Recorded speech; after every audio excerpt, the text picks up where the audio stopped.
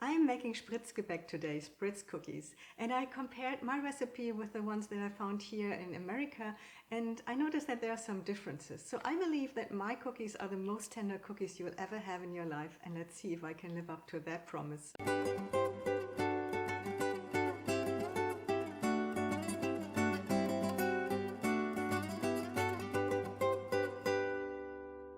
Let's take a look at the ingredients for my cookies today.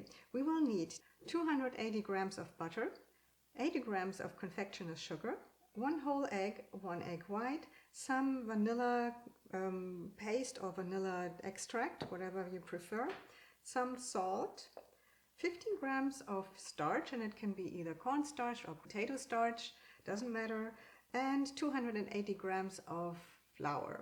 And then later we will also need some chocolate. It can be either dark chocolate or semi-sweet chocolate, and you might need some sprinkles if you want. All right, let's get to it. Now you might have noticed that there's no baking powder in this recipe, and I don't need it, but what I need to do is I really need to get the butter very, very foamy. And for that, first of all, the butter has to be really, really soft, so not just a little bit soft, it has to be as soft as possible, so really warm, but not melted, okay?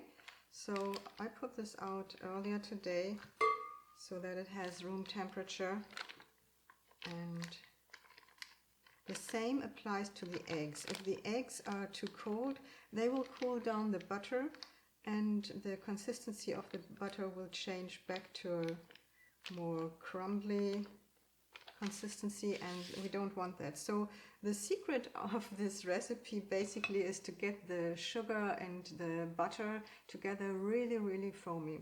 So I mix these things together now, and when I'm mixing that, I mix it for as long as it takes to get it really foamy, and the color of the butter should change to almost white.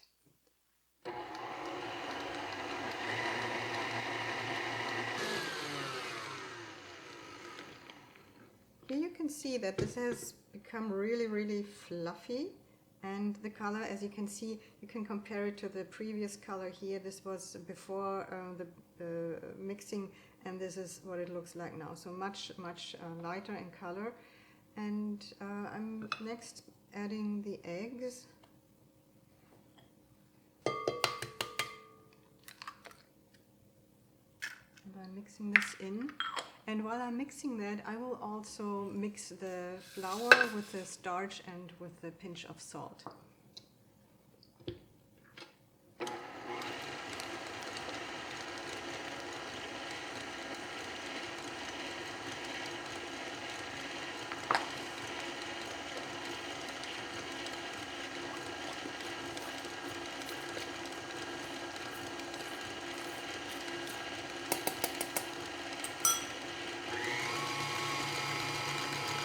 I'm also adding some of the vanilla.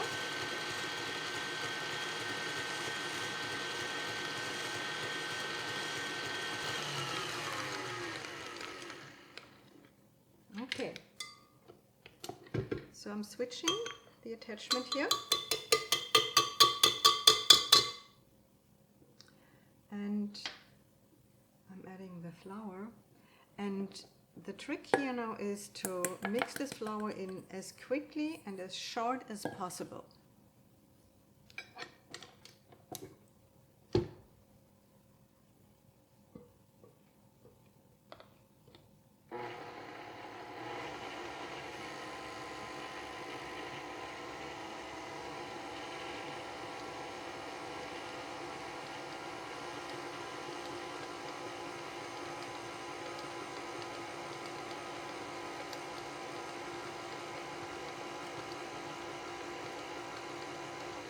Okay, that's it already. So I didn't cut here during the filming because I wanted you to see how fast this is. So really just mix it in. That's why I mixed the cornstarch in previously, so that I don't have to mix twice. And this dough doesn't need to rest or anything. You can use it right away, and that's what I'm doing. because I forgot to mention this earlier, there is a printable recipe for these cookies here in the blog post, and if you're using the Edge browser, it's probably a little more on the side, and you'll find all the information that you need for this recipe on the blog post, and you can switch between the metric and the customary system. So don't worry if you need to have this in cups and ounces, you'll find it there too. Okay.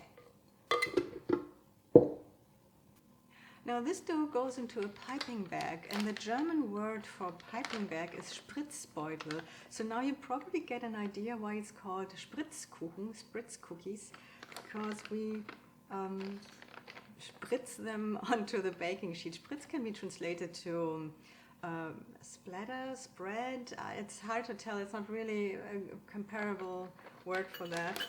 However, you can use larger or smaller piping tips.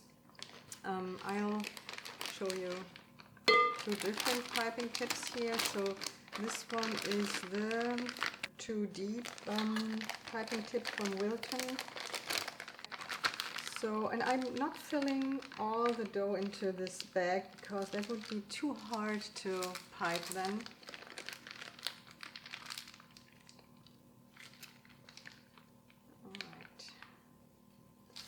And you should make sure that your parchment paper is completely flat, and sometimes I achieve that by just putting some little dots of the dough onto the baking pan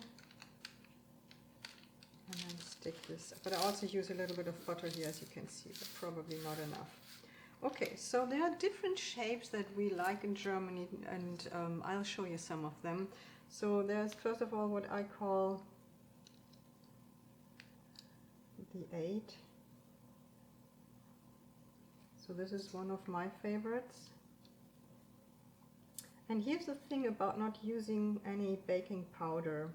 These cookies will keep their shape and they will barely spread at all. So you can also place them quite close to each other. And this is basically what we call what you see is what you get in the IT. So you really don't have to worry that these will have a different shape once they get out of the oven. So these are, as I said, my favorite shapes. I'll make a few of them and then I'll show you some more. So then, of course, we like to have an S. Then also the C shape.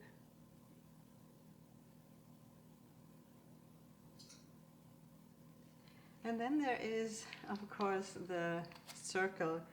And I like to make the circles for Christmas and decorate them as if they were wreaths. Is that the correct pronunciation? I'm not sure.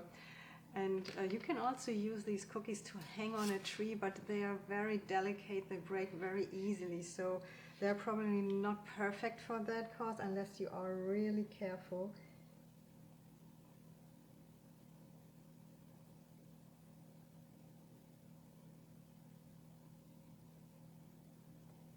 Yes, so these are some of the shapes.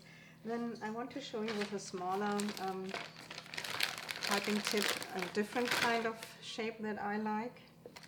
So of course you can just make regular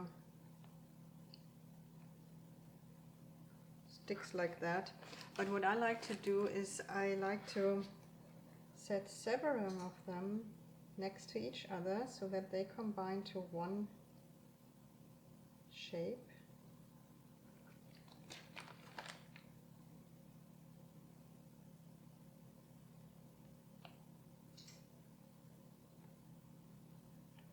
Like this. So these are some of the shapes that I like very much, and you can feel free to make any shape that you want, or maybe your Spritz cookie recipe has some shapes that you prefer and have made in the past. So feel free to do that. I just wanted to show you what I'm doing. So I will continue to pipe these on my baking sheets now, and then I will bake them at 165 degrees Celsius, which is 330 degrees Fahrenheit. And they will bake depending on the size and thickness. It very much depends on the piping tip that you were using. So usually it takes them between 8 and 12 minutes, but stay close to your oven at the first batch so you know exactly how much your oven or how much your cookies need when you bake them in your oven.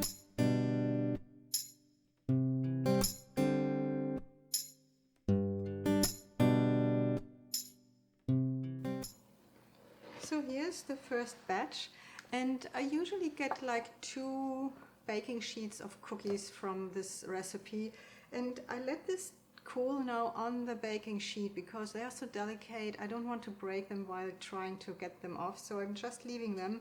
And while they're cooling, I'm melting the chocolate. For that I have a little saucepan here, and there's a little bit of water in it, and I put a bowl on top, making sure that the bowl doesn't touch the water. And I'm using some chocolate here.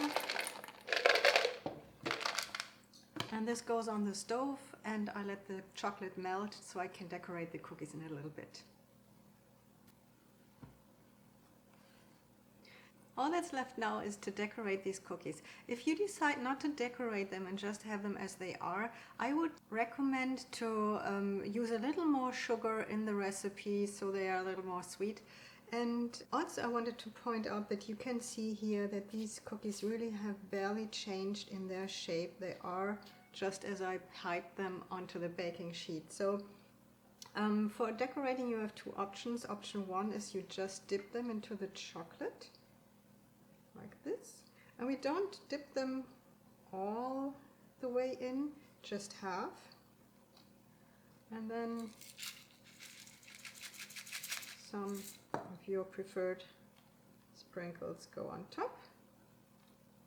And the other option is to just use a brush, which is the safer option because quite often these cookies break when you dip them into the chocolate. So that's something you should keep in mind. But you know, brushing them takes a little more time.